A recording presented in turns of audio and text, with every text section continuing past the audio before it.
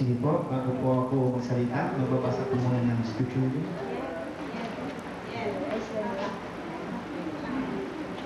Inanyaya ko po ang lahat na tumayo. At sa lahat po ng may Biblia, buksan po natin ito sa aklat ng John, chapter 15, verses 1 to 7. John, chapter 15, verses 1 to 7.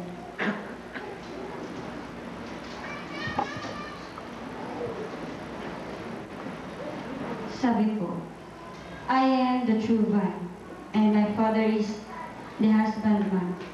Every branch in me that beareth not fruit, he taketh away. And every branch that beareth fruit, he purgeth it, that it may bring forth more fruit. Now ye are clean through the word which I have spoken unto you. Abide in me, and I in you. As the branch cannot bear fruit of itself, except it abide in the vine, no more can ye expect ye abide in me. I am the vine, ye are the branches. He that abideth in me, and I in him, the same bringeth forth much fruit. For without me ye can do nothing. If a man abide not in me, he is cast forth as a branch, and is withered, and men gather them, and cast them into the fire, and they are burned. If ye abide in me, and my words abide in you, ye shall ask what you will, and it shall be done unto you. Amen. Let us pray. Dakilang Ama, maraming salamat po Panginoon sa salita na aming naririnig. Tunay po Panginoon na kayo ang nagtakda ng oras na ito. At kayo po ang magbibigay ng mensahe sa bawat isa. Sa aming pakikinig, Panginoon, ang inyong mensahero ngayong oras na ito, pare-parehas ang lumalabas sa salita sa kanyang bibig. Ngunit magkakaiba ang mensahe na marinig ng bawat isa dahil magkakaiba ang mga pangailangan. Kaya sa oras na ito, ang iyong paggabay, ang siyang hinihingi namin kasama ng inyong Espiritu. Sa ngalan ni Jesus. Amen. Isa nga pong malakas na palakpak sa ating Panginoon.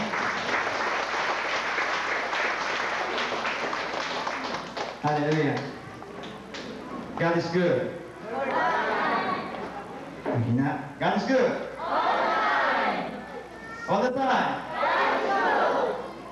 Alam niyo ba, lagi kong sinasabi ko sa mga leaders ko, sawang-sawa na sila dito eh. Pero uulitin ko lang for the sake of those first time na ako marinig na magsalita. Halimbawa lang, okay? May isang tao lalapit sa inyo. O kaya kayo na lang mismo, ang tao yun, mayroon kayong ibibigay. Pagkatapos, sasabihin mo sa taong ito, isang milyon ibibigay ko sa iyo. And then, pag sinabi mo, thank you. Sa tingin mo, ibibigay mo pa?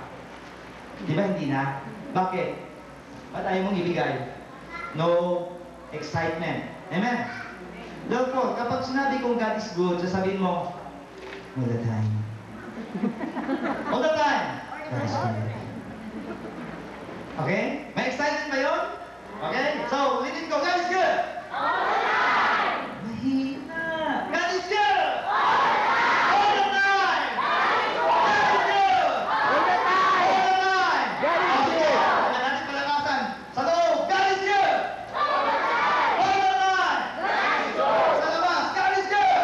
All the time. All the time. God is good. Mahina sa loob. Palakpakan mo. Hallelujah.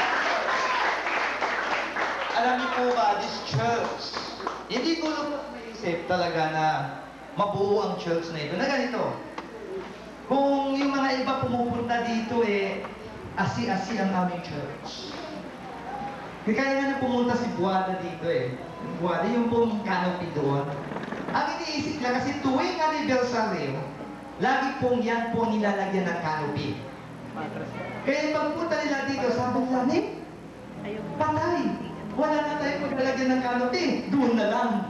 Kaya yon. Now take note, God is good. And not only that God is good, but God is great. And God is truthful.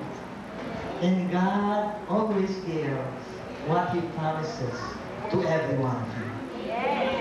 Ngayon po, ito po ang ating tema, abiding in Christ in His infinite blessings. Sabihin mo sa katabi mo, abide. Isa pa, abiding. Now, let us go to the meaning of abide. Baka hindi kayo makapaniwala. Ibig sabihin ng abide is to wait upon. Meron pang isa, definition, to abide. Means, ito lumang-lumang English kasi ang abide eh. Magtitiis ka. Hallelujah. Yung pong nag-testify kanina, alam niyo po ba kung ano ang dinaanan niya bago niya nakamtan ang breakthrough sa kanyang finances? Kasama po namin yan sa prayer. Lagi namin yung dinudog sa prayer. Lagi nagte-text yan, Pastor! Pastor! Pastor! Anong ginagawa namin? Abide in Christ. Alam niyo po ba si Sister Len? Yung nag-testify kayo laban na rheumatic heart. Sabi niya sa akin, Pastor, sinungaling ang mga doktor. Bakit? Kasi sinabi ng doktor doon sa Manila, mayroon akong RHD, rheumatic heart disease. Pero, nung nagpa-check up ako sa Baguio, after how many years yun? 4 years. 4 na taon, ha? Nung pumunta siya dito, meron pa siya nararamdaman sa puso niya. Tama po ba? Tapos pinag-pray po natin, pinag-pray. At sinabi ko sa kanya, you have to abide in Christ. Keep on abiding in Christ. And then, sinabi niya nung pagpunta niya November, halos maiyak-iyak, sinabi niya sa akin, Pastor, sinungaling ang mga doktor. Bakit naman? Hindi ako naniniwala sa sinasabi niya kasi sinabi nila doon sa Manila, mayroon akong rheumatic heart disease. Pagkatapos, pag-check up ko sa Manila, ay sa Baguio, wala daw akong RHD. Sinungaling talaga yung mga yun. Alam mo, sabi ko sa kanya, ito po, makinig kayo. Kapag may problema kayo, sulat niyo. Kapag may sakit kayo, pa-check up kayo. At yung check up na yung itago mo. Lahat ng result, itago mo. Pagkatapos nun, God will heal you. Amen? Basta you abide in Christ. Pagkatapos ilabas mo yun, totoo nga ang Panginoon! Pinagalingan mo! Yun ang sabi ko sa kanya. Hindi nagsisinungaling ang doktor. Pinagaling ka lang ng Diyos. Kaya nga po, ang problema natin kapag nagkakasakit tayo, ito po, makinig kayo. Kapag nagkakasakit tayo, ayaw natin magpa-check up. Bakit? Oh! Kaya ni Lord yan! Pero kapag gumaling ka, sasabihin mo, dahil lang sa kalamansi. Na? Potency. Lagi ako nagbabitamins, lagi ako nag-exercise, nakalimutan mo ang Diyos. Kaya nga napaka-importante ang check-up. Kaya yung doktor nandiyan to certify that you are sick. They are not there to heal you. Doctors are not there to heal you. Doctors are there to give you prescriptions, and God will heal you. Amen? Kaya we have to abide in Christ. Pag-taste ka. Kaya nga, kapag merong naibigay sa'yo, pag-tiisan mo. Alam niyo po ba, abiding in Christ is parang pag-aasawa. Amen. So yung mga binata dito, taas ang kamay. Binata. Okay, taas ang kamay yung mga binata. Yan. Yung mga dalaga, taas ang kamay. Hindi yung dalaga, ha? Okay.